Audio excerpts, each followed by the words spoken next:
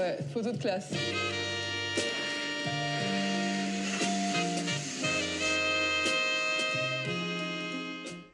Yo la troupe se motive, aujourd'hui vidéo spéciale, le fruit de pas mal de combien de temps? 2 ans. La campagne Ulule, elle a été lancée bientôt il y a 1 an, c'est novembre dernier. Ah ouais, donc 2 ans de travail. Et ouais les gars, qu'est-ce que c'est que ça les gars? C'est le premier ça, ce n'est que le premier. Mais énormément de joie bien sûr. Hein. Genre là je tiens, en plus il est bon, il est gros, hein. Vraiment il est gros, il y a 400 pages à l'intérieur. Attends, voilà, il y a 400 pages à l'intérieur, 400 pages. Et c'est 400 très belles pages. Je vous fais un petit.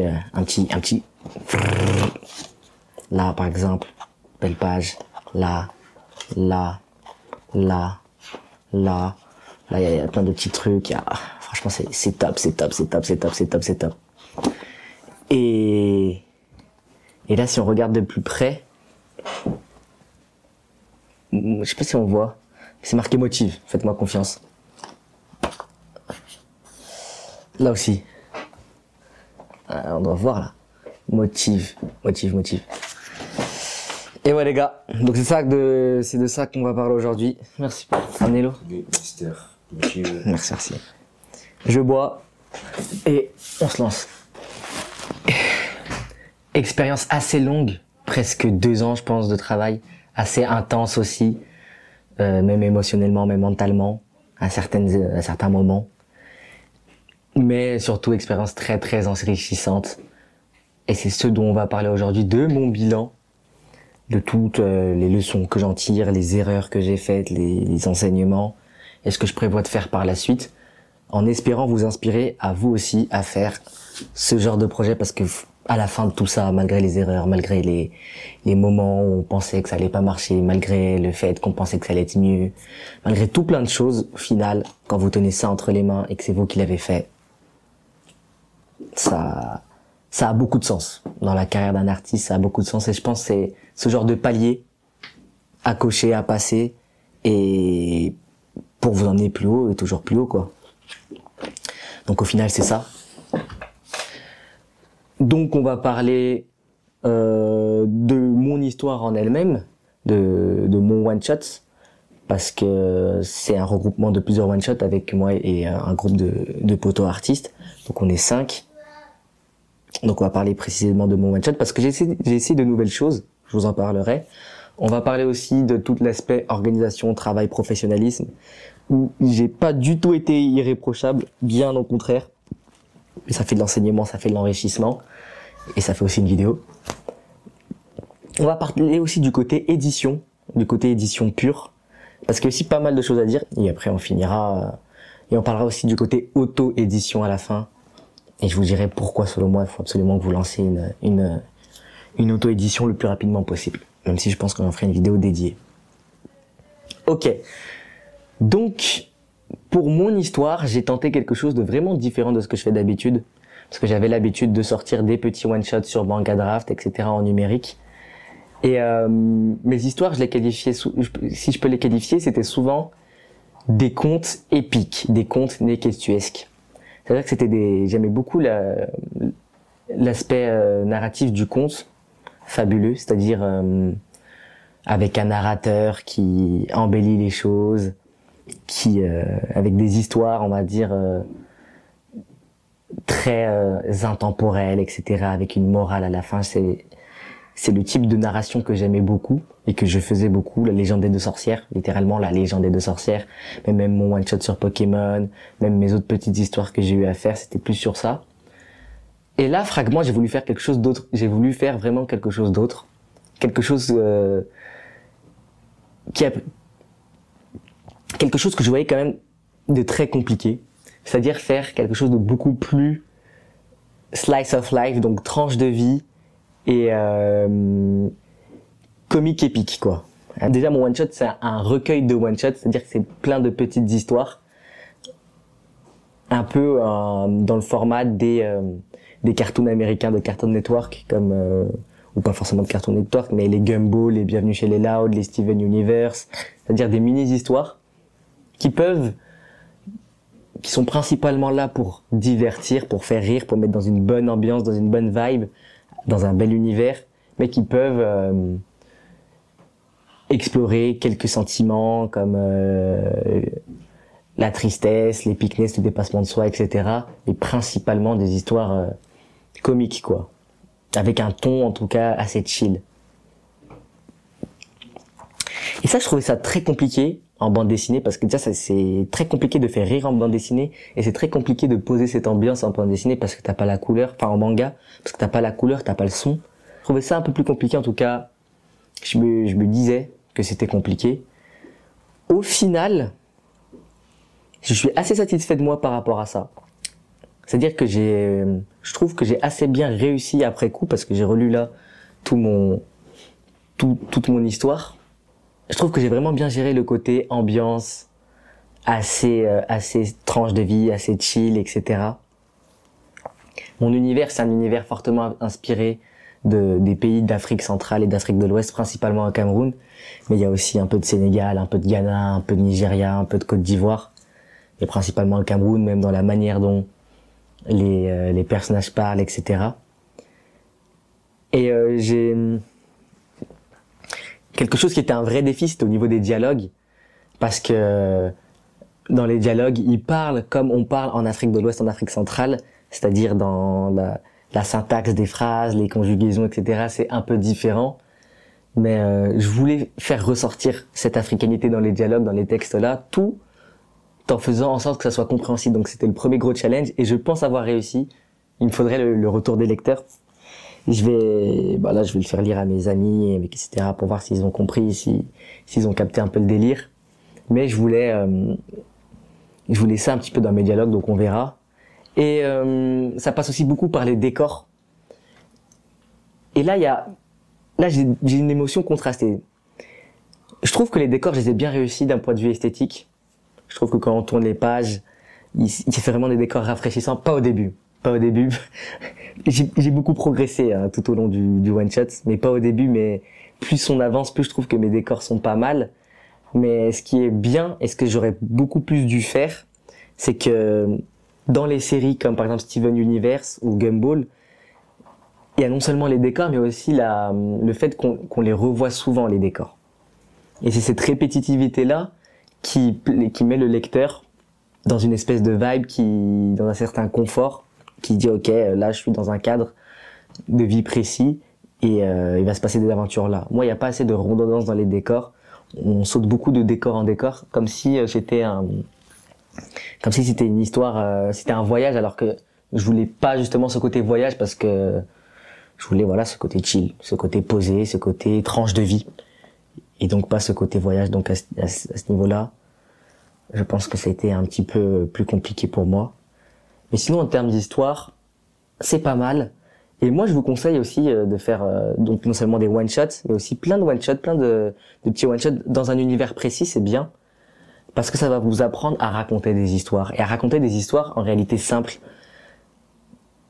Parce que simple, ça veut pas dire nul. Simple, ça veut dire efficace, très souvent. Simple, ça veut dire les bases. Et c'est avec ça qu'on peut construire et développer des histoires encore plus ambitieuses et plus complexes par la suite. Et là, vu que j'avais peu de pages, et que parmi ces peu de pages que j'avais, j'ai décidé de faire des histoires de 4-5 pages, de 10 pages, etc. Il fallait vraiment... Une histoire, c'est début, milieu, fin. Il y a un personnage, il y a plusieurs personnages même, on va y revenir après. Ils interagissent, ils ont un problème, à la fin ils le résolvent.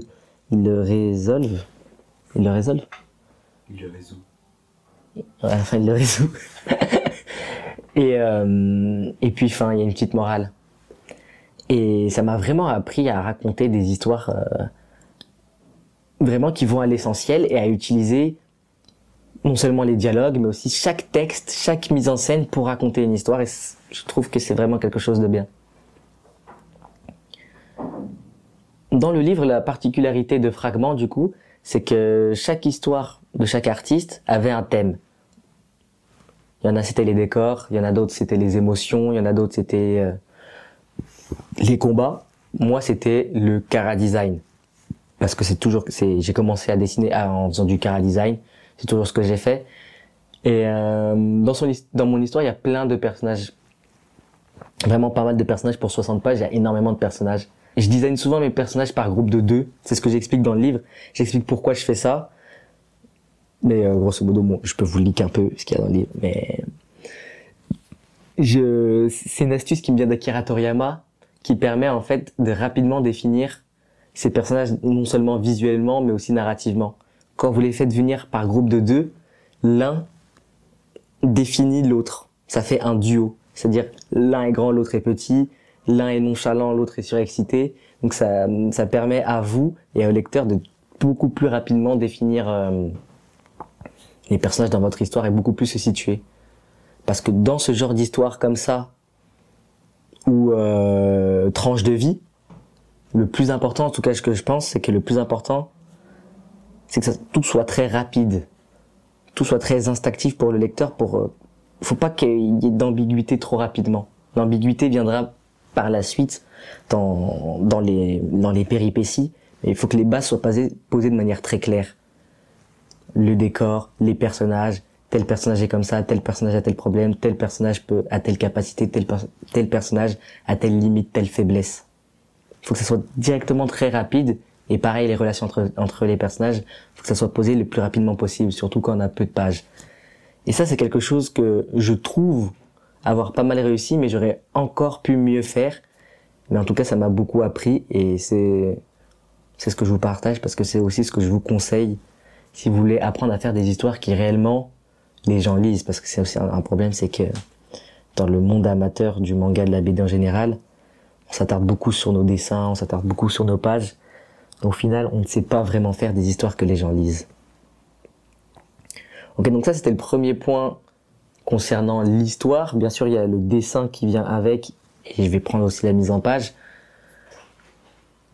Ça, c'était beaucoup plus facile pour moi, parce que vu que je voulais une vibe à la Cartoon Network, j'ai le style qui va avec. C'est un style que j'ai toujours expérimenté, que j'ai toujours travaillé, que j'ai toujours maîtrisé. De ce côté-là, je suis pas trop sorti de ma zone de confort au début. À la fin, j'ai essayé d'avoir un style un peu plus réaliste entre guillemets, et ça s'inscrit dans la dynamique que j'ai actuellement de faire des choses de manière un peu plus réaliste. Mais c'était très compliqué vers la fin. Mais finalement,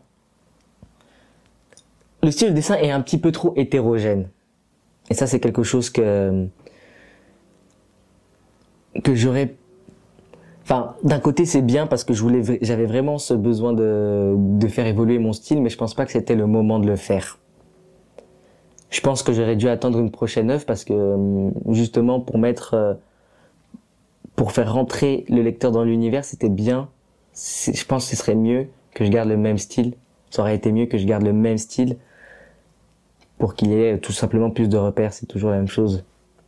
C'est-à-dire donner des repères, des bases solides auxquelles le lecteur peut se raccrocher pour plus tard, avec les péripéties, l'emmener un peu plus loin. Donc le style de dessin, j'aurais bien aimé avoir quelque chose de beaucoup plus homogène. Et pour le coup, j'aurais dû rester dans ma zone de confort et la pousser petit à petit, tu vois, l'exploiter, ma zone de confort au maximum. Et c'était l'histoire se prêtait pour. Mais bon, j'avais une envie de nouveauté qui était pas forcément rationnelle et pas forcément objective, et ça m'amène à un point, d'un point de vue un peu plus mental, c'est que des fois, il faut apprendre à être résilient, il faut apprendre à pas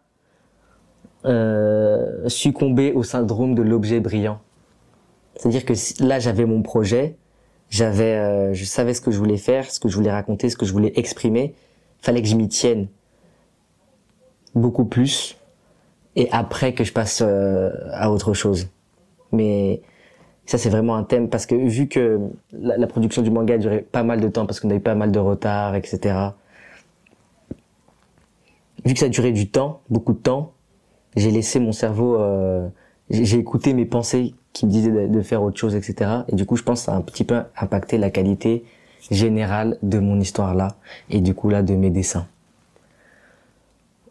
En termes de mise en page, de storyboard, pas trop de choses à dire, c'était du classique. Pareil, je voulais rester sur du classique, faire quelque chose que je connaissais, que je savais faire, mais le faire bien. Et en termes de mise en page, j'ai un petit peu respecté ce credo-là, donc je suis content.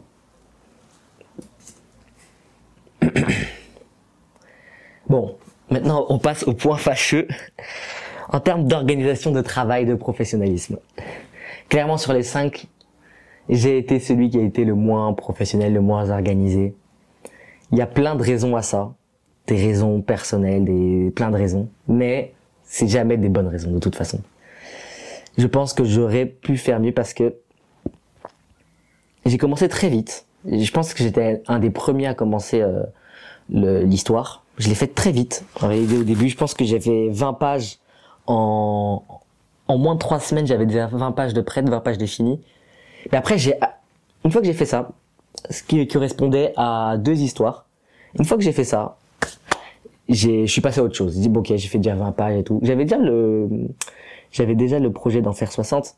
Mais j'ai dit ok, je passe à autre chose. Et du coup, je suis passé à autre chose. J'ai fait d'autres bandes dessinées, etc. J'ai fait Pokémon, j'ai fait des strips, j'ai fait autre chose.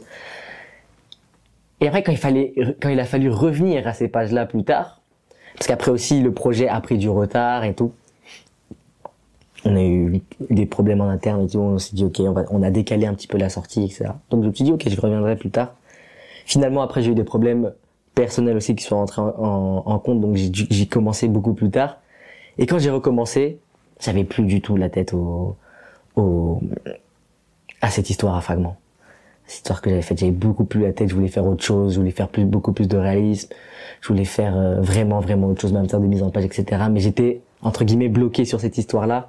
Et du coup, j'ai eu énormément, mais vraiment énormément de mal à reprendre. Et surtout que j'avais aussi arrêté le dessin parce que j'avais plus de quoi bosser, j'avais plus littéralement de matériel pour bosser. J'ai arrêté le dessin pendant une longue période, je dirais au moins 3 semaines, 1 mois. Et quand je suis revenu, je pouvais plus, je voulais plus. Et du coup, redémarrer, ça a été extrêmement compliqué. Et c'est là où j'ai appris une leçon que maintenant, je suis dur comme fer, c'est que il faut toujours rester en mouvement. Même si c'est du petit mouvement, il faut toujours rester en mouvement. Il se peut que si vous faites un projet assez long terme, qu'il y ait des problèmes internes ou externes au projet qui fait que ça la ralentisse et qui fait que ça décale sa date de sortie. C'est pas grave. Il faut jamais s'arrêter. Il faut toujours rester en mouvement. Vous pouvez même avoir un hard block ou avoir un problème, etc. Restez en mouvement. Même si c'est une case par jour, même si c'est une demi-case par jour, même si vous mettez juste les bulles, juste le contour des bulles, juste le contour des cases, faites ça, même si par jour. Faites-le. Mais n'arrêtez jamais. Et si vous arrêtez un jour, reprenez le deuxième. Si vous arrêtez 2 jours, reprenez le troisième. Battez-vous. Et essayez de vous tenir à ce que vous avez dit. Laissez pas les idées en mode j'ai une autre histoire, je vais faire autre chose. Ok, vous voulez faire autre chose, pas de problème. Vous le mettez de côté, vous finissez ce que vous avez à faire, vous passez à autre chose. Et ça, je pense en fait, c'est en termes d'organisation, c'est ça. Hein, c'est vraiment principalement c'est. Il y a aussi le fait. Bon, ça c'est plus pour moi. Je sais que la plupart des artistes tiennent énormément à leur matériel, sur quoi ils travaillent. Mais moi, j'ai tendance à négliger un peu ça. Mon software comme mon hardware, c'est vraiment pas bon. Surtout si vous voulez en faire votre métier, il faut investir sur vous, il faut investir sur votre profession. Il faut pas lésiner là-dessus. Au bout d'un moment, moi j'avais un fichier, j'ai fait mon manga sur Photoshop, ça buguait toutes les 5 secondes, j'avais des bugs de sauvegarde, ça m'enlevait mes sauvegardes, c'était horrible, c'était infernal. Et avoir un bon matériel, ça diminue la friction. Et ça fait, quand on a vraiment un bon matériel, on a presque envie de travailler dessus. Donc même si après ça part, ça s'estompe, mais au moins, faut pas faire en sorte que votre matériel soit une barrière, une contrainte de plus qui vous demande de sortir encore plus de motivation pour aller bosser. Moi, c'était clairement le cas et c'était clairement pas bon. Mais bon, je pense que ce conseil, c'est plus personnel, mais peut-être qu'il y a d'autres personnes qui sont dans mon cas. C'est vraiment pas bon. Et puis après, il y a aussi tout l'aspect communication avec le groupe. Parce que nous, on était 5-6 et la communication, c'est aussi très important parce que le manque de communication, ça peut énerver tout le monde. Être en retard, avoir des problèmes, avoir des doutes, c'est pas très grave parce que à la base, il y avait d'autres artistes, il y en a qui sont désistés, etc. On a eu des problèmes avec d'autres artistes. Mais avoir des problèmes, avoir des doutes, avoir un hard block, avoir des problèmes personnels, avoir plein de choses, c'est pas très grave. On peut comprendre. Mais la communication, c'est très important parce que sans communication, ça laisse les gens dans le flou. Ça laisse les gens dans le flou et du coup, ça énerve un petit peu tout le monde. Et vous aussi, ça, entre guillemets, vous vous sentez pas honnête, vous vous sentez pas sécure. Et je parle pour moi. Et c'est vraiment un point aussi, je pense, très important, la communication. Et je voulais dire un autre truc, de très très important par rapport au professionnalisme. Oui, les deadlines. Très important. Que ça soit pour un projet comme celui-là, si vous voulez sortir un truc en auto-édition, ou même des deadlines beaucoup plus courtes, des deadlines pour faire votre storyboard, pour passer à l'ancrage, etc. Les deadlines, si vous en mettez, ça peut être un outil très puissant, mais si vous en mettez, sacralisez-les au maximum. C'est-à-dire que les deadlines, c'est indépassable. Et pour ça, ne vous surestimez pas. Ne vous surestimez pas. Ça, c'est une erreur que j'ai faite. Et qui impacte du coup la communication, c'est que je me surestime, je mets des deadlines très serrés, je promets aux gens des deadlines très serrés que je tiens pas. Et ça, c'est pas tenir parole, et ça, c'est pas tenir parole, donc c'est pas bon pour les autres, mais c'est pas bon pour vous, pour votre confiance aussi. Donc, si quelque chose vous prend 2 semaines et que vous devez donner votre parole à quelqu'un, ou même à vous-même, mettez 1 mois. Comme ça, 2 semaines, 1 mois, vous êtes large, vous avez une petite marge parce qu'on ne sait pas, la vie, il peut se passer plein de choses. Et vous devez absolument boucler ce que vous avez dit en 1 mois. Vous devez, même d'un jour, vous ne devez pas dépasser la deadline. Et c'est comme ça que vous sacralisez les deadlines et c'est comme ça que c'est efficace et que c'est comme ça que vous ramenez du professionnalisme dans tout ce que vous faites. À ce niveau-là, je pense que c'est vraiment le 80-20 du professionnalisme. Les deadlines, la communication, le matériel. Et bien sûr, quand je dis que je ne surestimez pas, c'est aussi même en termes de production. Si vous pouvez faire que 10 pages, faites-en que 10, si c'est un premier projet. Même 5, même 3, même 1, même 2. C'est l'impatience qui va vous tuer en fait. C'est l'impatience qui va vous faire toutes ces erreurs-là de communication, de deadline, de professionnalisme. C'est l'impatience. Alors que, je vous jure, la confiance de se dire, ok, là je vais faire 2 pages et je vais sortir peut-être 2 pages sur Manga Draft dans 2 semaines et que vous faites vos 2 pages et que vous les sortez dans Manga Draft, sur Manga Draft dans les 2 semaines, la confiance que vous avez, elle est incroyable. Et après, vous pourrez augmenter à 4, à 5, à 6, à 7. Et si vous continuez comme ça, vous aurez cette dopamine de toujours réussir à atteindre ce que vous vous êtes fixé et ce que vous vous dites. D'ici 1 an, vous faites un tome. Vous faites un tome de 100 pages à vous tout seul. Donc c'est extrêmement puissant à ce niveau-là. Et ouais, ça m'a beaucoup fait réfléchir et ça fait réfléchir. Bon, je pensais que j'allais faire une vidéo courte, mais elle est très longue au final. Mais bon, j'ai même pas fini. Je suis à mon dernier point. Donc l'édition. Parce que oui, c'est la première fois que je vois mes planches imprimées sur du papier qu'on peut toucher, qu'on peut voir, avec une reliure, des pages qui sont coupées au milieu, etc. Et il y a quelques... Globalement ça va, mais il y a quelques petits couacs.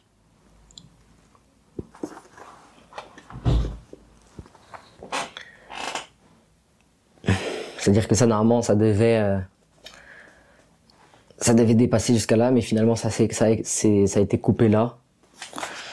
Dans mon histoire, il n'y a pas trop ça, mais je sais qu'il y a tout ce qui est au niveau des fonds perdus, c'est-à-dire des extrémités qu'on voit pas bien, ne pas mettre d'informations très importantes au bord des cases, parce que non seulement il y a la reliure, mais il y a aussi la machine, en fait, elle coupe, et des fois, elle peut couper un petit peu en diagonale, un petit peu en biais, donc il peut y avoir des dégâts à ce niveau-là, donc pas mettre d'informations à ce niveau-là. Donc ça, c'est des conseils un peu basiques. Mais aussi, pour votre... Donc même au niveau des doubles pages, hein, faut tenir compte de ça. Mais surtout, il faut avoir une mise en page clean. Et avoir une mise en page clean, c'est-à-dire avoir des contours de cases qui soient à peu près tout le temps les mêmes, sauf si c'est pas la même chose, il faut que ça soit justifié narrativement. Parce que ça va se voir en fait, ça dénote, c'est un objet, on fait beaucoup plus attention à ce genre de choses. Quand on est sur Manga Draft ou quoi, on est en numérique, on fait beaucoup moins attention au contour des cases, au contour des bulles, à l'épaisseur des gouttières, etc. Je trouve quand j'ai pris le livre en main, c'est que ouais, en fait, quand on prend un livre, on fait beaucoup plus attention à ça, en fait. Et tout ce qui est contour de cases, gouttières, contour de bulles, ça doit disparaître pour laisser place au texte et au dessin à l'intérieur. Et pour que ça puisse disparaître, pour que ça puisse se fondre, pour que le lecteur l'oublie un peu, faut que ça soit tout le temps la même chose, tout le temps carré. Pour ça, Clip Studio vous aide énormément. Moi, j'avais Clip Photoshop, donc j'ai fait pas mal d'erreurs à ce niveau-là. Clip Studio, je vous conseille vraiment Clip Studio. Ne faites pas des mangas sur Photoshop. Franchement, c'est bourbier de ouf. Ne faites pas de BD sur Photoshop, c'est bourbier. Mais n'hésitez pas à prendre 1, 2 ou 3 jours pour revoir tout ce qui est mis en place, pour que ça soit le plus clean possible. Tout ce qui est fond perdu, tout ce qui est double page. Faut vraiment que ça soit le plus clean possible. Ça, c'est juste bête et méchant. C'est comme les fautes d'orthographe. Pour les fautes d'orthographe encore, on a fait pas mal de passes. On a fait relire beaucoup de fois, et moi je vous conseille, si vous sortez un livre, faites relire pour les syntaxes, pour les tournures, pour les petites fautes, mais surtout les syntaxes et les placements des textes dans les bulles. Par exemple, moi j'ai une page, je vais essayer de vous la retrouver, je sais pas si on va bien voir. Est-ce qu'on va bien voir? J'ai cette page là où genre là il y a la fin des mots qui est dans cette bulle qui s'empiète avec celle-ci. Je pensais que ça passait, mais ça passe pas du tout. Enfin, c'est des petites erreurs comme ça. Ça crée une demi-seconde de confusion pour le lecteur quand il lit, et du coup ça le fait sortir de l'univers. C'est vraiment pas bon. Faut vraiment que tout ça disparaisse pour que le lecteur soit plus immergé dans son univers, quoi. Ouais, prenez juste du temps pour que ça soit tout clean, et pour le prochain que je vais faire, je vais prendre énormément de temps pour que ça soit clean. Ouais.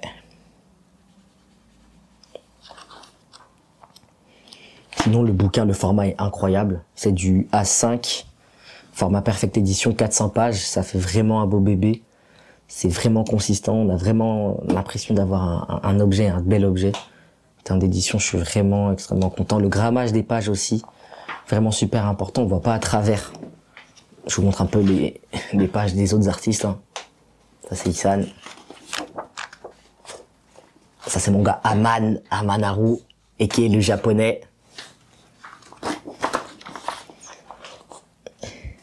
Il y a aussi Gali, avec son style caractéristique. Il y a Codeline, le plus stressé du groupe. Et il y a Eol, le plus fort du groupe. Enfin, lui, est vraiment très très bon. C'est très professionnel en termes de mise en page, de tout. Des dialogues, tout est vraiment très professionnel.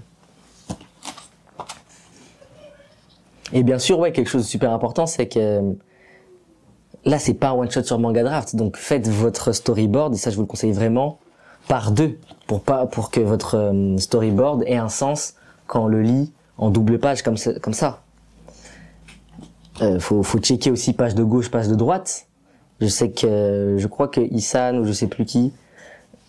Non, je crois que tout le monde est respecté, pour bien que votre manga démarre et le bon enchaînement de pages, pour pas qu'il y ait une page de droite qui se retrouve à gauche et qui du coup révèle la surprise que vous voulez, l'effet de surprise. Plein de choses comme ça. Bon, j'avais aussi une partie où on allait parler de l'auto-édition et de pourquoi faire de l'auto-édition. Pour moi, c'est fondamental, mais je pense que je vais réserver ça pour une prochaine vidéo. Je sais même pas s'il y a de la batterie dans cette caméra ou de la place. Ça se trouve, je suis en train de parler pour rien, j'espère pas. Si j'ai pas parlé pour rien, je te jure. Si j'ai pas parlé pour rien. Oh là là, mon fils, quel exploit. On a entendu ça. C'est des dessins animés chinois là. Longtemps. C'est des dessins animés chinois. Parce qu'on m'avait expliqué qu'il faut le lire dans l'autre sens. Hein. Je vais m'habituer. J'ai la lecture. Je vais me remettre à la lecture maintenant. À force, moi qui avais arrêté de lire depuis des années. Regarde là mon histoire. Elle commence dans ton nom d'acteur. C'est Motive. Motive. Moi, on m'appelle Motive. Ça serait du Cameroun. Et qui est Donc, c'est bien le marché fait. central, là. Je vois ça. Donc, voilà. Ah, ça fait plaisir. Retour aux sources.